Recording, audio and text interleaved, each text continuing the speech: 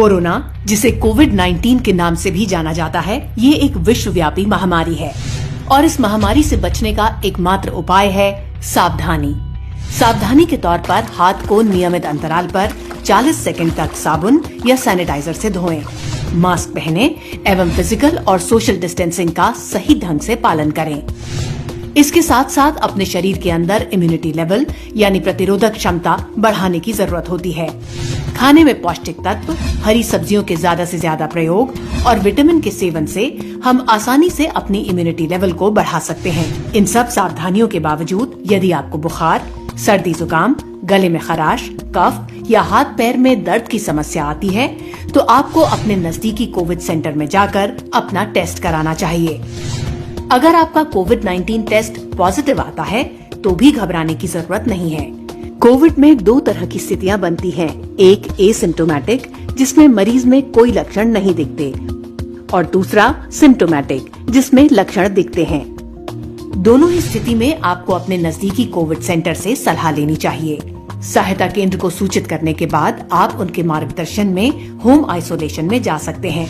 Home isolation मतलब आपके घर के अंदर ही आपके उपयोग के लिए अलग कमरा और एक टॉयलेट की व्यवस्था। होम आइसोलेशन के दौरान मरीज के कोई भी परिजन मरीज से किसी भी तरह का संपर्क नहीं रखेंगे। मरीज का केयरटेकर भी मरीज के बंद कमरे के बाहर रखे हुए टेबल या कुर्सी पर आवश्यकता अनुसार उसके उपयोग के सामान को रखकर फोन या आवाज देकर इसकी सूचना देंगे।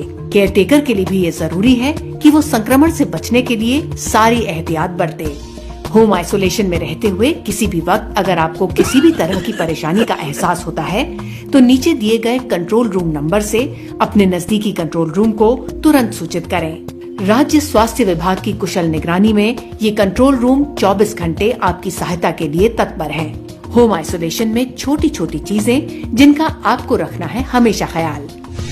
कोरोना संक्रमित व्यक्ति के लिए अलग हवादार कमरा और टॉयलेट होना जरूरी। मरीज की देखभाल के लिए किसी एक व्यक्ति का 24 घंटे उपलब्ध रहना जरूरी। घर में अगर बुजुर्ग, गर्भवती महिला या छोटे बच्चे हैं या फिर कैंसर, अस्थमा, सांस की बीमारी, डायबिटीज, हृदय रोग या किडनी संबंधित किसी भी गंभीर बीमारी से पीड़ित कोई व्यक्ति है तो ध्यान रखें कि वो किसी भी हाल में कोरोना संक्रमित के संपर्क में न आए। मरीज के परिजनों को नेगेटिव होने की अवस्था में ही रिश्तेदारों के घर शिफ्ट किया जा सकता है। होम आइसोलेशन में रह रहे मरीजों के लिए निर्देश। सबसे जरूरी बात है डॉक्टर के निर्देशों का सही ढंग से करें पालन।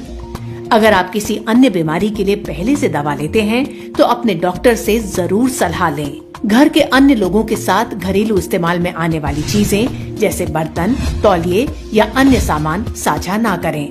शरीर में पानी की कमी ना हो इसके लिए लगातार सूप, पानी, जूस आदि पीते रहें और काढ़े का नियमित रूप से सेवन करें।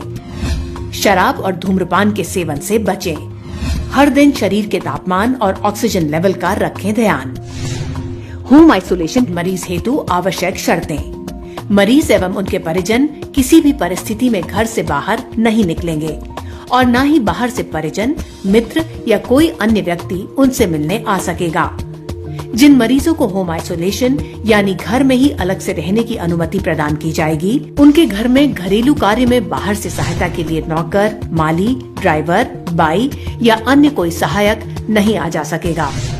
होम आइसोलेशन में जाने से पहले मरीज अपने लिए थर्मामीटर और पल्स ऑक्सीमीटर की व्यवस्था पहले से सुनिश्चित करें। और आखिर में सबसे पते की बात, होम आइसोलेशन को सजा की तरह ना लें। इस वक्त का उपयोग टीवी पर अपना मनपसंद कार्यक्रम देखने, संगीत सुनने, किताबें पढ़ने या जिस भी चीज में आपका दिल लगता है वो करने में करें। भरोसा रखिए, कोविड के खिलाफ इस जंग में आपकी जीत तय है। राज्य सरकार आपकी सुरक्षा के लिए 24 घंटे मुस्तैद है। राज्य शासन, हमारे सारे विभाग, चिकित्सक, सफाई कर्मी, पुलिस आदि कोरोना संक्रमण के प्रसार को रोकने और उपचार में लगे हैं।